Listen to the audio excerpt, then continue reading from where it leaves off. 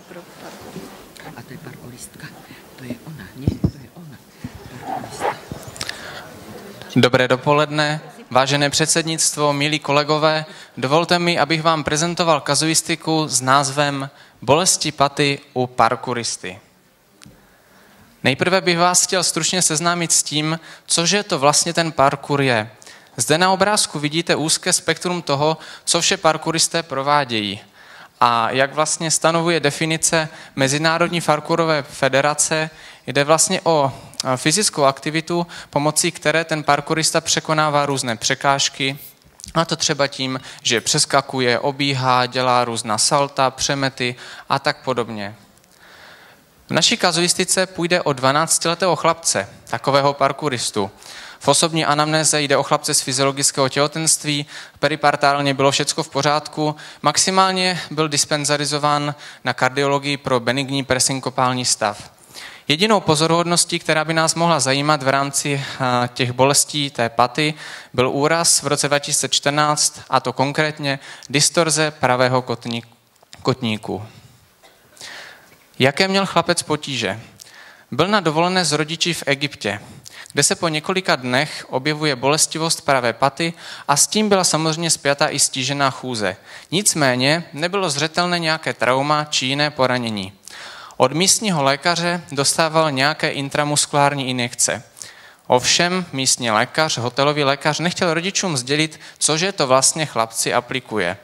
Takže se můžeme domnívat, že šlo možná o nějaké analgetikum. Avšak třetí den potíží se přidávají teploty ke 39 stupňům Celsia a ty injekce aplikované lékařem mají čím dál menší efekt. Rodiče to nicméně nějak neřeší, svádějí to na nějakou virózu a teprve po 7 dnech od začátku potíží se vracejí z Egypta domů a přicházejí na naši ambulanci. Ve vstupním vyšetření je klinický nález vyjma nálezu na pravé dolní končetině chudý. Nicméně chlapec má výraznou bolestivost té pravé dolní končetiny, drží ji ve výrazně varózním postavení a v tom lokálním nálezu vyjma mírného proteplení pod pravým kotníkem nejsou zřetelné jiné známky ve smyslu třeba nějakého výrazného otoku, zarudnutí a tak podobně. Jaká je diferenciální diagnostika? Jistě, že široká, ale co by tak třeba mohlo přicházet v úvahu? Když byli v exotické krajině, pokousání nějakým hmyzem nebo požahání žahavci, nebo třeba by mohlo jít o celulitidu, nebo o nějaké výraznější namožení a chřipku, o morbus Haglund sever, nějakou zlomeninu, a nebo by se tam mohla skrývat třeba i osteomyelitida. Kam nás posunula laboratorní vyšetření? V laboratoři se ukazuje výrazná elevace CRP až ke 200. Prokalcitonin byl v celku nízký, v krevním obraze nebyla zřetelná leukocytóza. Základní biochemie bez nějakých pozoruhodností. A rentgen pravé nohy nám nezobrazil nějakou jasnou zlomeninu. Tím pádem tedy v té diferenciální diagnostice se nám stále více začala ukazovat to podezření na tu poslední z nabízených možností, a to konkrétně, že by to mohla být osteomyelitida. V tom nás ostatně usvědčila i magnetická rezonance pravé nohy. Vybral jsem zde 2 sekvence, a to konkrétně sekvenci STIR a sekvenci T1. Sekvence STIR je taková speciální sekvence s potlačením tuku, kde vidíte, že ta patní kost je taková hutnější, prosáklejší a ta hypersignální ložiska už značí ložiska toho zánětu. Jako vedlejší nález je tam prosáknutí v talokrurálním a subtalárním kloubu.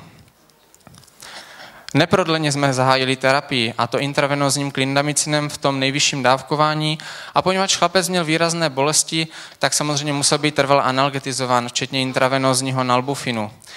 Ve vstupní hemokultuře nám vycházel Staphylococcus aureus, který měl velmi dobrou citlivost na podávaný klindamicin. Zpočátku docházelo k lepšení stavu, teploty už postupně vykazovaly lytický charakter. Nicméně v dalším vývoji po 36 hodinách se objevila opět teplotní špička a došlo k mírnému vzestupu C-reaktivního proteinu.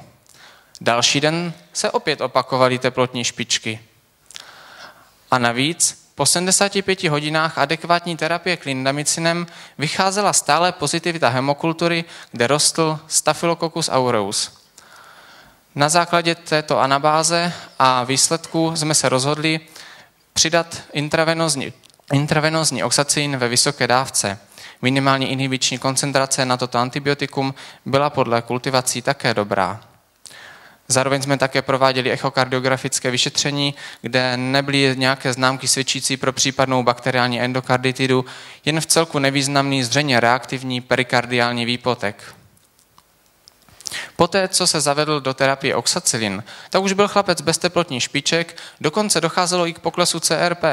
Nicméně na druhou stranu se začal zhoršovat lokální nález, a to ve smyslu bolestivosti, proteplení, otoku.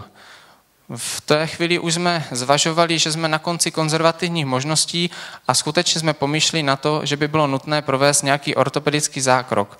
Prováděli jsme zároveň také kontrolní magnet pravé nohy, kde už vidíte ty změny na té patní kosti zřetelnější. Je samozřejmě potřebné podotknout, že v rámci těch zobrazovacích metod vždy ten jejich obraz trochu zaostává za tou klinikou, že se opožďuje. Nicméně, když byl den D, kdy se mělo rozhodnout, zda bude ortopedický výkon, tak se nakonec chlapcův stav jednoznačně zlepšil a lepšil se až do doby dymise. Tím pádem jsme tedy chlapce začali připravovat k propuštění. Z rozhodnutí primářské vizity jsme klindamicin ponechali do 12. dne a oxacilin do 17. dne. Nakonec jsme tedy řešili, jakou zvolit náhradu za oxacilin v perorální formě, která v současnosti v České republice není dostupná. Po podrobném zvážení všech možností jsme se rozhodli pro potencovaný amoxicillin v tom nejvyšším dávkování. Chlapec samozřejmě byl zaučený v chůzi oberlých, rehabilitacích a následném managementu a byl propuštěný domů. Zde bych ještě vám chtěl zrekapitulovat vývoj hladin toho C-reaktivního proteinu, kde je zřejmé, hlavně chci poukázat na výrazný pokles během toho 6. dne, poté co se zavedl oxacilin do terapie. Jaký byl vývoj stavu po demisi? Výborný, chlapec bez teplot, nadále chodil oberlých, měl ty měkké techniky na mobilizaci zanártních kloubů a celkově jsme ponechali 36 dní antibiotické terapie. Zde ještě uvádím rentgen vstupně a měsíc poté, kde nevidíme nějaké zřetelné osteomyelitické změny, ale na druhou stranu můžeme vidět difuzní prořídnutí té kostní hmoty, a to právě v důsledku inaktivity. Podobně i v rámci magnetické rezonance. Ta první je na vrcholu té nemoci, té osteomyelitidy, a ten další magnet je v odstupu 3 měsíců poté, kde ještě vidíme dobíhající reparativní změny. Je zde otázka, co tedy dělat v rámci dispenzarizace. Odpověď je na jednu stranu jednoduchá, ale na druhou stranu v celku svízelná. Vystihuje ji právě toto schéma.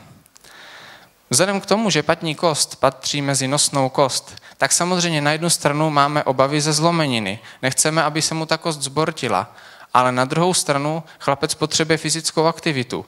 Ať už třeba proto, aby docházelo k novotvorbě té kostní trámčiny, aby se upravilo to držení té nohy v tom varózním postavení, které už vzhledem k tomu, co jsme léčili tu osteomyelitidu, se nám nepodařilo úplně dokorigovat. Samozřejmě se taky musí dostat zpátky do té fyzické aktivity.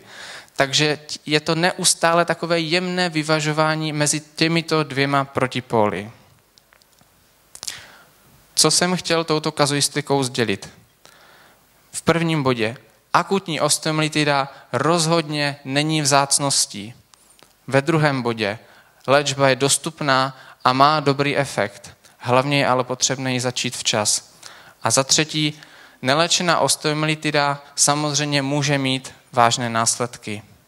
Zde uvádím zdroje informací, respektive mezinárodní databáze, kde můžete nalézt doporučení ohledně terapie a managementu osteomyelitidy.